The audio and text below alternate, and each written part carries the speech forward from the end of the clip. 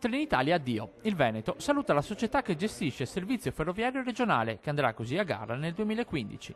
I pendolari possono stare tranquilli, i mezzi continueranno regolarmente a circolare anche nei prossimi giorni. La disdetta della convenzione avrà infatti effetto dal 31 dicembre 2014, alla sua scadenza naturale.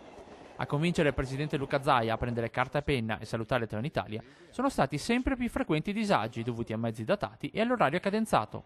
Un modo per voltare pagina, ma, sottolinea il consigliere regionale feltrino Dario Bond, l'emergenza è ora. Guardiamo l'attualità con precisione, cercando di risolvere i problemi il più possibile. È partito l'orario cadenzato e il giorno 7 non è che l'orario cadenzato non ci sia più, c'è ancora.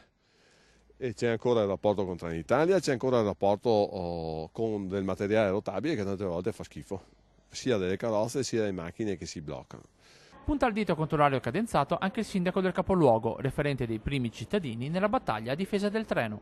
Può darsi che Trenitalia abbia sbagliato nell'applicazione degli orari, io questo non lo so, di sicuro però so che l'orario cadenzato per quanto riguarda il Bellunese e l'Alto Trevigiano è assolutamente inadeguato e completamente da rifare.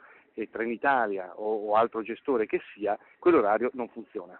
Da qui al 2015 manca troppo tempo e quindi bisogna impegnarsi fin da subito nella revisione dell'orario cadenzato e nella riduzione dei ritardi.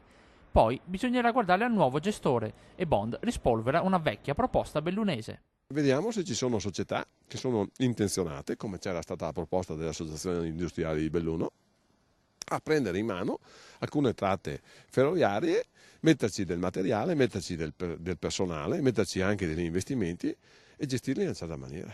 Benissimo, però è un obiettivo di medio e lungo termine.